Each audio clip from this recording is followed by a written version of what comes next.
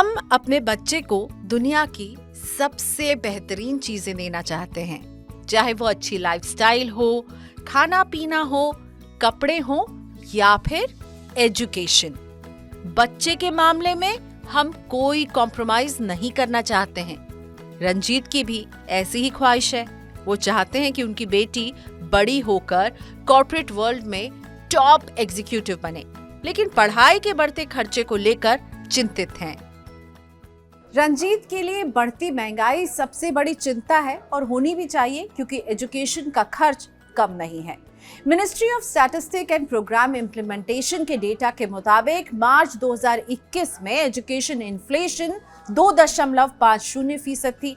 मार्च 2022 में ये 3.56% पर पहुंची और मार्च 2023 में 5.42% रही। एक्सपर्ट्स की अगर माने तो आने वाले 8 से 10 साल में पढ़ाई की महंगाई 10% से ज्यादा हो सकती है। अगर महंगाई दर गिरती भी है तो कोर्स की फीस नहीं कम होगी। तो ऐसे में पढ़ाई के लिए जब प्लानिंग करें तो महंगाई को नजरअंदाज ना करें। सरकारी यूनिवर्सिटीज में बढ़ते कंपटीशन की वजह से बच्चों को प्राइवेट इंस्टीट्यूट का रुख करना पड़ता है, जहां पढ़ाई महंगी रहती है। रंजीत की 3 साल की बेटी क्या बनना चाहती है, इसका पता अभी चलना मुश्किल है। ऐसे में रंजीत को 2-3 करियर चॉइस को दिमाग में रखकर प्लानिंग करनी होगी। तो कोर्स के हिसाब से कितना पैसा इकट्ठा करे रंजीत, आइए समझते हैं। भारत में मौजूदा समय में एमबीए का खर्च 3 से 30 लाख रुपए तक आता है। कई प्राइवेट यूनिवर्सिटी से एमबीए करने की 2 साल की फीस करीब 15 लाख रुपए है। रंजीत की बेटी अभी 3 साल की है।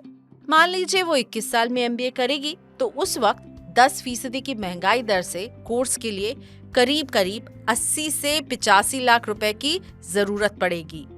विदेश से एमबीए के लिए कॉलेज फीस 40 से 50 लाख तक जा सकती है।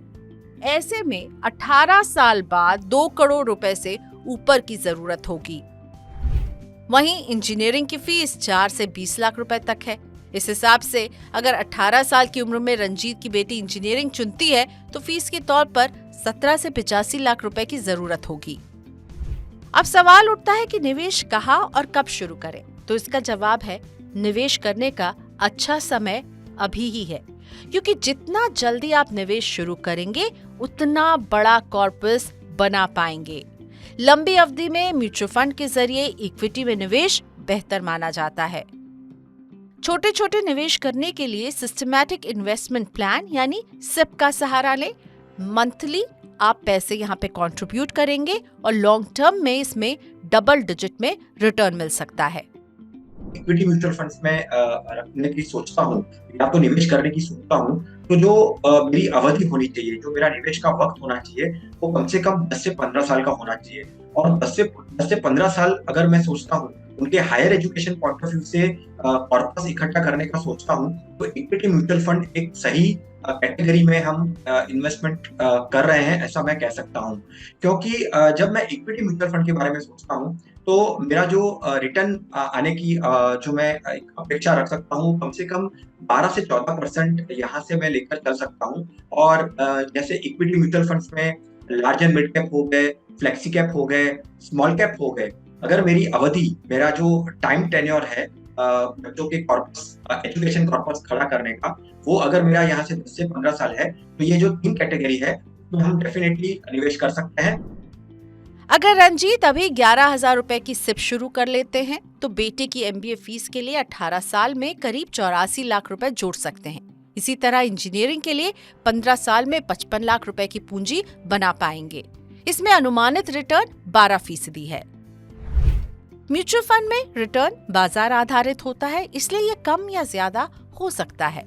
रंजीत चाहें तो अभी कम पैसे से सिप शुरू कर सकते हैं और हर साल इसे बढ़ाकर अपने गोल तक पहुंच सकते हैं। बाजार में कई तरह के child related mutual fund scheme भी मौजूद है, पर ध्यान रहे कि बच्चों के भविष्य के लिए जब आप इक्विटी में निवेश करना चुनते हैं तो इस निवेश का एग्जिट प्लान भी आपके पास होना चाहिए। आप जब गोल प्लानिंग करते हैं तो गोल प्लानिंग में आपको कुछ बातों को ध्यान में रखना है। जैसे मान के चलिए कि आप 2023 में आपने निवेश करना शुरू किया और आपका जो गोल है वो 2033 में आ रहा है। तो 2030 जब अप्रोच हो रहा है, 2030 का ईयर जब अप्रोच हो रहा है और आपने जो निवेश किया है वो आपने इक्विटी म्यूचुअल फंड्स में किया है, इक्विटी एसेट क्लास में किया है, तो 2030 में ही आपको आपका पोर्टफोलियो रिव्यू करना शुरू करना है। और अगर वो वक्त पे 2030 जब आता है, वो वक्त पे आपको ऐसा लगता है कि मार्केट यहाँ से नीचे जाने वाला है या मार्केट काफी वॉलेटाइल है, या मुझे आने वाले या 2 या 3 साल में जब मेरा गोल अप्रोच होने वाला है 2033 में, तब मुझे मार्केट से ज्यादा रिटर्न्स नहीं मिलेगा, तो आप 2030 में वो आपका जो इक्विटी का निवेश है उसको धीरे धीरे धीरे कर आप डेट में ट्रांसफर कर सकते हैं और आपका जो पैसा है उसको सुरक्षित कर सकते हैं। अगर रंजीत फिक्स रिटर्न चाहते हैं तो उनके लिए सुकन्या समृद्धि योजना का रास्ता है। बच्ची पैदा होने के 10 साल के भीतर इसमें निवेश कर सकते हैं। सरकार ने अप्रैल 2023 में ब्याज दर को 7.6% से बढ़ाकर 8% कर दिया है। दरों की समीक्षा हर तिमाही होती है। ऐसे में निवेश करते वक्त 7.6% से 8% के रिटर्न की उम्मीद की जा सकती है। हर वित्त वर्ष में अधिकतम 1.5 लाख रुपए जमा किए जा सकते हैं। बेटी के 21 वर्ष के होने पर योजना से पूरा पैसा निकाल सकते हैं। 18 साल के होने या 10वीं पास करने, जो भी पहले हो, उसके बाद पढ़ाई के लिए अधिकतम 50% पैसे निकालने की अनुमति है। रंजीत की चिंता का निदान तो मिल गया है। म्यूचुअल फंड में निवेश करके वो अपनी बच्ची के भविष्य के लिए सेव कर सकते हैं और उसे संवार सकते हैं।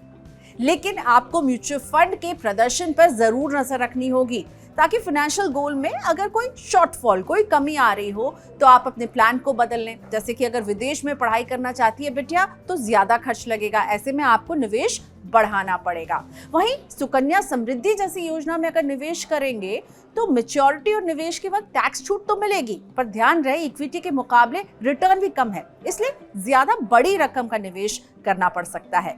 रंजीत को अपने टर्म इंश्योरेंस यानी जीवन बीमा में भी बच्ची की पढ़ाई की रकम को शामिल करना होगा, ताकि अगर कोई भी अनहोनी हो जाए तो वैसी स्थिति में बेटी की पढ़ाई रुके ना।